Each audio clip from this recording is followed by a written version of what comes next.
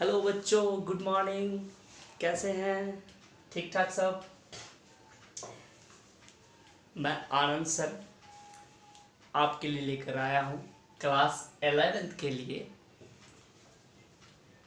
Now journey is start with physics bye Anand sir. ठीक है, यानी हम शुरुआत से फ्रॉम क्या बिगनिंग से, मतलब जीरो से हीरो बनने के लिए हम लोग फिजिक्स का ज़ीरो लेवल से शुरुआत करेंगे और छोटे छोटे कॉन्सेप्ट के साथ बड़े बड़े न्यूमेरिकल्स और बड़े बड़े कॉन्सेप्ट को इजीली वे में सीखेंगे। तो जो बच्चे चैनल पर नए हैं कृपया कर इस चैनल को सब्सक्राइब और शेयर और लाइक ज़रूर कर दें ताकि आने वाले नए वीडियोस का अपडेट आपको मिलते रहे। ठीक है, आज मैं लेकर आया हूँ क्लास 11th के लिए फिज़िक्स, ताकि आप लोग को आने वाले, हमें पता है कि बहुत सारे बच्चे 10th का एग्ज़ाम देने के बाद घर में बैठे हैं। खैर उसके लिए प्रॉब्लम कुछ है नहीं, घर में रहें, सुरक्षित रहें और आनंद सर के साथ फिजिक्स के क्लास का एंजॉय करें। ओके, छोटे छोटे कॉन्सेप्टों को समझेंगे और अच्छे तरीके से ना, जिससे आपके पास 11th और साथ साथ नीट और जेई की तैयारी के भी बहुत सारे न्यूमेरिकल्स और कॉन्सेप्ट मैं यहाँ करवा दूँगा। ठीक है, तो शुरू करते हैं, है ना। आज क्लास क्या 11th का पहला लेक्चर ये है। 11th में क्या क्या पढ़ना है ना। तो 11th में फिज़िक्स में क्या है, फिज़िक्स में सबसे पहले मैथमेटिकल टूल्स पढ़ना है। मैथमेटिकल टूल्स क्या होता है कि जिसका यूज़ करके, जिसका एप्लीकेशन कर करके हम लोग फिज़िक्स के न्यूमेरिकल्स को बनाते हैं। क्योंकि अगर मैथमेटिकल टूल्स का नॉलेज नहीं होगा तो फिज़िक्स का कोई भी न्यूमेरिकल सॉल्व नहीं हो पाएगा। ठीक है, तो क्या है कि हम लोग शुरू से, है ना, मैथमेटिकल टूल्स पढ़ेंगे। मैथमेटिकल टूल्स के बाद फिर हम लोग चैप्टर पर आ जाएंगे। ठीक है, ओके।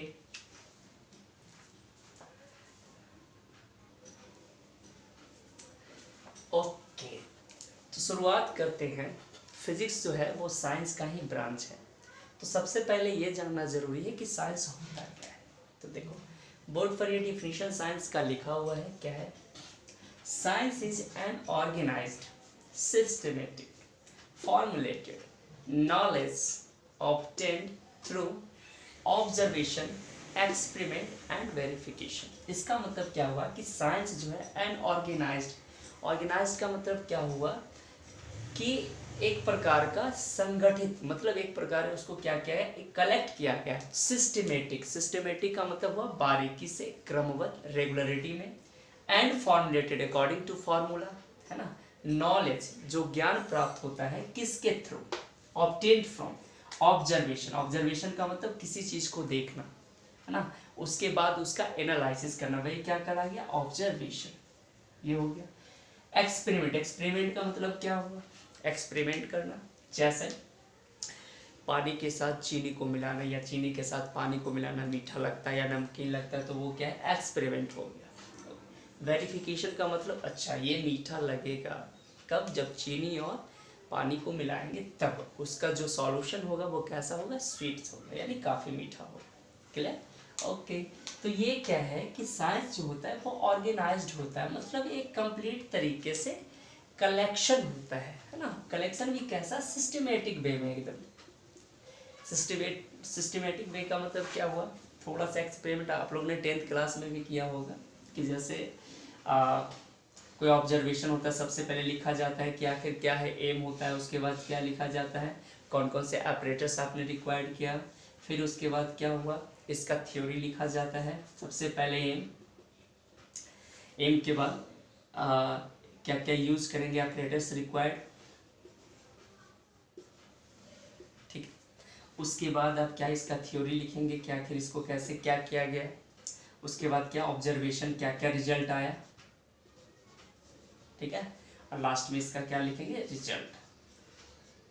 तो किसी ऑब्जेक्ट, कोई भी मैटर्स या किसी के बारे में जब हम सिस्टमेटिक वे में और फॉर्मुलेशन के अनुसार उससे जो नॉलेज ऑब्टेन करते हैं वो क्या कहलाता है, किसके थ्रू, ऑब्जर्वेशन, एक्सपेरिमेंट और वेरिफिकेशन के थ्रू, वही क्या कहलाता है, साइंस।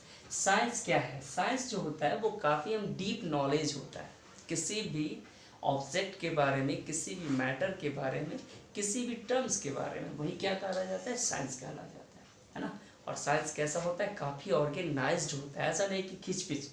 ऑर्गेनाइज्ड का मतलब बारीकी से ना, सिस्टमेटिक, क्रमबद्ध। देखो ये किसी भी वस्तु के बारे में, किसी भी ऑब्जेक्ट के बारे में एक्सपेरिमेंट जब करते हैं तो ये लिखते हैं क्या क्या उसमें अपरेटस रिक्वायर्ड होता है, कौन कौन सा इंस्ट्रूमेंट रिक्वायर्ड होता है, थ्योरी लिखते हैं, ऑब्जर्वेशन, फिर देन क्या लिखते हैं, रिजल्ट। समझ में आ रही बातें ये। तो ये क्या है, ये साइंस कहलाता है। कंप्लीट, नोट करो इसे।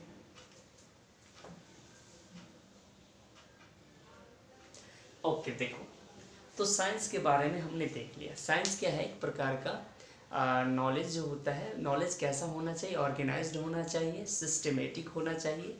नॉलेज किसके थ्रू ऑब्टेन होना चाहिए, थ्रू ऑब्जर्वेशन, एक्सपेरिमेंट और क्या, वेरिफिकेशन। ओके, अब क्या है, साइंस को 3 कैटेगरी में बांटा गया है। साइंस 3 पार्ट में बांटा गया है। देखो, पहला फिजिकल साइंस, फिजिकल क्या, साइंस, ठीक है। दूसरा क्या, केमिकल साइंस, केमिकल साइंस। और तीसरा क्या, बायोलॉजिकल साइंस।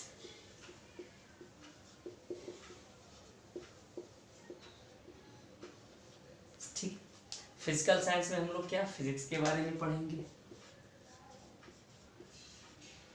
ठीक है। केमिकल साइंस में किसके बारे में पढ़ेंगे, केमिस्ट्री के बारे में। और बायोलॉजिकल साइंस किसके बारे में पढ़ेंगे, ये बायोलॉजी के बारे में, बायोलॉजी, ठीक है। तो क्या है कि आखिर साइंस जो है, साइंस के बारे में हमने पढ़ लिया। साइंस को कितने पार्ट में बांटा गया है, एक है फिजिकल साइंस, दूसरा कैसा, केमिकल साइंस, तीसरा कैसा, बायोलॉजिकल साइंस, ठीक है। तो हम जो पढ़ेंगे, यानी मैं जो पढ़ाऊंगा वो आपको फिजिकल साइंस पढ़ाऊंगा, यानी बोले तो क्या, फिजिक्स, ठीक है। फिजिक्स क्या होता है, इसका क्या डेली लाइफ में यूज है ना, कैसे इसमें बहुत सारे कॉन्सेप्ट्स हैं जिसके अकॉर्डिंग न्यूमेरिकल सोल्व होंगे, ठीक है। केमिकल साइंस क्या होता है, केमिस्ट्री होता है। बायोलॉजिकल साइंस क्या होता है, बायोलॉजी होता है, ठीक है।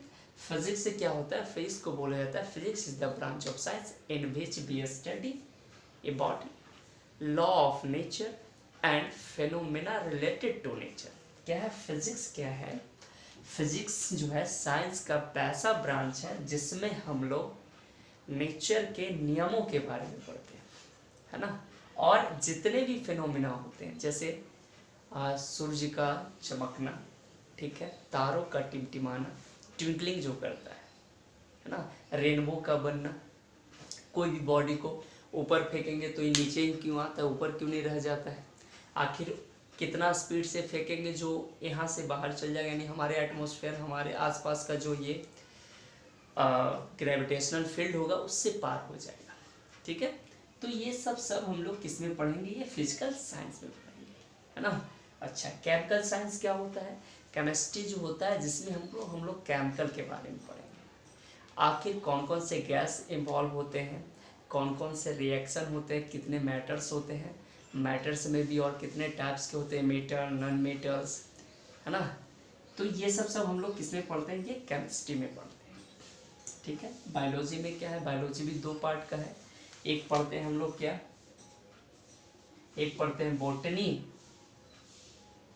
और दूसरा क्या, जूलॉजी, ठीक है। बॉटनी में हम लोग क्या पढ़ते हैं, प्लांट के बारे में पढ़ते हैं कि प्लांट्स क्या क्या होता है, प्लांट्स में कैसे रिएक्शन होते हैं, प्लांट्स कैसे रेस्पिरेटरी सिस्टम करता है, वो सब ये किस में, बॉटनी में पढ़ेंगे। बायोलॉजी में कि दूसरा पार्ट क्या, जूलॉजी, जूलॉजी में पढ़ेंगे क्या, जैसे क्या, आदमी के बारे में पढ़ेंगे, जानवर के बारे में पढ़ेंगे। तो ये सब पार्ट क्या है, बायोलॉजी का है। तो खैर हमें ज़्यादा ना बायोलॉजी पढ़ना है ना केमिस्ट्री पढ़ना है भैया, हमें तो सिर्फ क्या पढ़ना है, ये फिजिक्स, ठीक है। और फिजिक्स बोले तो कौन सा साइंस, फिजिकल साइंस, ठीक है। तो फिजिक्स के बारे में हम लोग शुरुआत से पढ़ेंगे, 0 लेवल से हीरो लेवल तक, ठीक है। ओके, नोट करो इसे।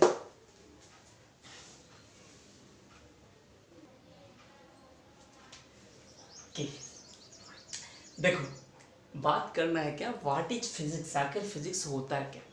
फिजिक्स का नाम सुनते ही बहुत सारे बच्चों में क्या होता है, खोपड़ी घूम जाती है, दिमाग में बहुत सारे प्रश्न आना क्या हो जाते हैं, शुरू आ जाते हैं, क्वेश्चन होना, है ना, कि आखिर फिजिक्स होता क्या है, ठीक है। तो देखो फिजिक्स इज नथिंग बट क्या, physics as the branch of science, यानी साइंस का वो क्या होता है, ब्रांच होता है, इन विच बी डील्स, जिसमें हम लोग, इसको थोड़ा सा ऐसे कर लो, इन विच बी डील्स, जिसमें हम लोग पढ़ते हैं या स्टडी करते हैं, विथ लॉज ऑफ क्या, नेचर, नेचर के नियमों के बारे में, एंड फेनोमेना रिलेटेड टू क्या, नेचर, यानी कि नेचर से, प्रकृति से कौन कौन से फेनोमेना रिलेटेड हैं वो हम लोग किस में पढ़ते हैं, फिजिक्स में पढ़ते हैं। अब फेनोमेना की बात क्या क्या हो गया, जैसे हाउ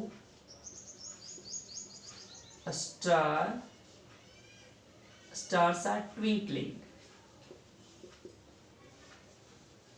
ठीक है, how rainbow will be formed,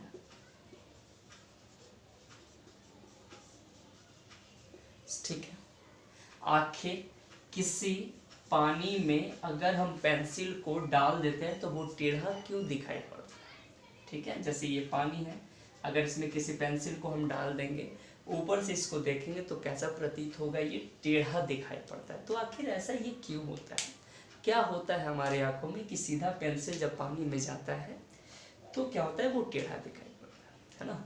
तो ये सब और भी बहुत सारे फिनोमिना है, ठीक है। आखिर कोई भी बॉडी जो है ऊपर की तरफ अगर फेंका जाता है तो वो नीचे की तरफ ही क्यों आ जाता है, आखिर कौन ऐसा जादुई चीज़ है जिसके कारण वो क्या होता है, नीचे की तरफ आ जाता है, ठीक। तो वो सब हम लोग किस में पढ़ेंगे, फिजिक्स में पढ़ेंगे। बात समझ में आ रहा है, कोई प्रॉब्लम, नोट करो जल्दी से, क्या, physics is the branch of science, यानी ब्रांच किसका, साइंस का, in which deals with laws of क्या, nature and phenomena related to nature, got it, okay.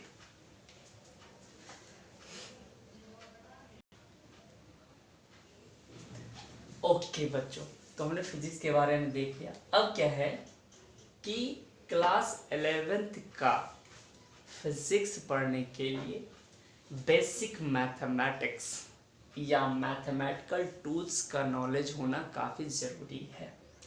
अगर बेसिक मैथमेटिक्स और मैथमेटिकल टूल्स नहीं आता है तो फिजिक्स इम्पॉसिबल है कि आप उसे सॉल्व कर पाओगे, ठीक है।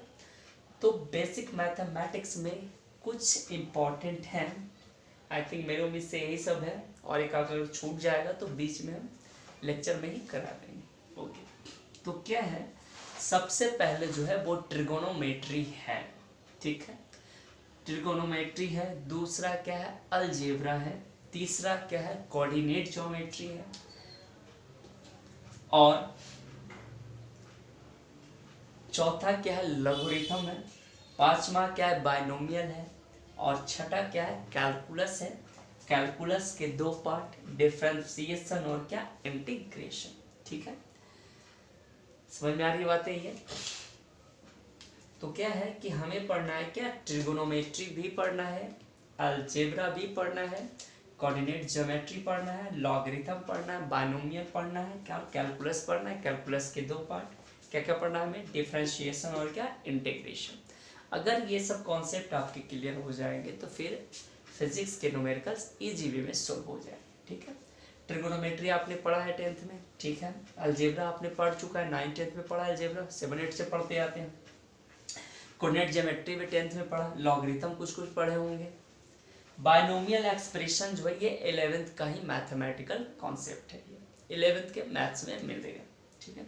कैलकुलस जो है ये भी 12th का ही है, 11th का भी कुछ पार्ट है कैलकुलस में, है ना। डिफरेंशिएशन 11th में भी कुछ पढ़ना है ना, फिर इंटीग्रेशन ये टोटल का टोटल क्या है, 12th का है। खैर उससे कोई प्रॉब्लम है नहीं, आप सीख जाओगे, क्योंकि ये जो मैथमेटिकल टूल्स है बिना इसके आप किसी भी चीज़ का सॉल्यूशन नहीं कर पाएंगे फिजिक्स में, ठीक है। तो नोट डाउन,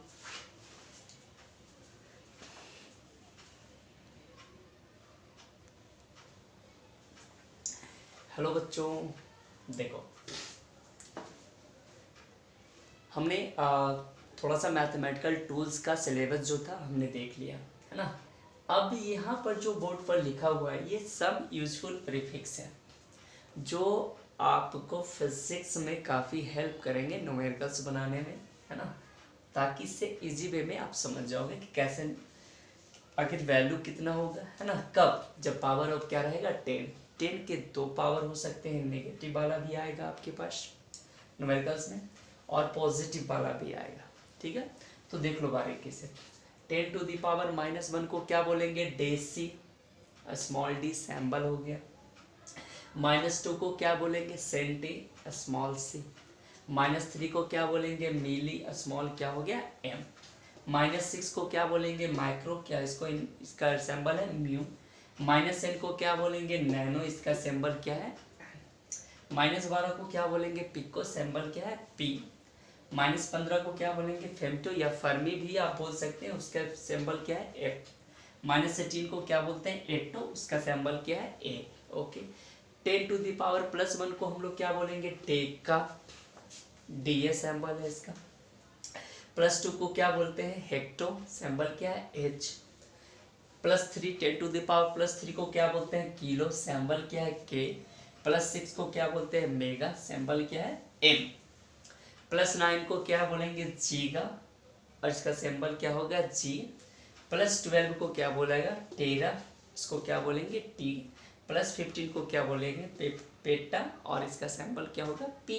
+18 को क्या बोला जाएगा? एक्सा और इसका सिंबल होगा क्या? ई। तो क्या है, ये जो प्रीफिक्स है काफ़ी यूजफुल है ना। तो थोड़ा बारीकी से इसको याद कर लेना। 10 टू द पावर -1 का भी आ सकता है पावर में, या प्लस का भी आ सकता है पावर, है ना। -1 को क्या बोलेंगे? डेसी, -2 को सेंटी, -3 को मिली, -6 को माइक्रो, -9 को नैनो, -12 को पिको, -15 को क्या? फेम्टो या फरी, -18 को एक्टो। ठीक है, सिंबल इसका हो गया डेसी का डी, सेंटी का सी, मिली का है, माइक्रो का म्यू, क्या पढ़ेंगे? म्यू।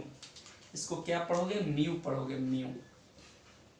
ठीक है, और नैनो को क्या बोलते हैं? एन सिंबल होगा। पिको का क्या होगा? पी। फेम्टो या फर्मी को क्या बोलेंगे? एफ। एटो को क्या? A. Deca, D A. Hecto क्या हो जाएगा? एच। किलो क्या हो जाएगा? के। मेगा क्या हो जाएगा? एम। जीगा क्या हो जाएगा? जी। टेरा क्या हो जाएगा? टी। पेटा क्या हो जाएगा? पी। और एक्सा क्या हो जाएगा? ई। तो ठीक है, ये सारे प्रीफिक्स आप याद कर लो, है ना। तो नेक्स्ट वीडियोज में हम क्या देखेंगे कि ट्रिगोमेट्री क्या होता है, ट्रिगोमेट्री से रिलेटेड बहुत सारे क्वेश्चन देखेंगे। फिर ऑनवर्ड क्या होगा, फिर आगे पढ़ेंगे अलजेब्रा, कोऑर्डिनेट ज्योमेट्री, ऐसे सो ऑन कर करके पूरा मैथमेटिकल टूल्स और बेसिक मैथमेटिक्स का नॉलेज हम लोग गेन कर लेंगे। ठीक है, तब तक के लिए goodbye and take care.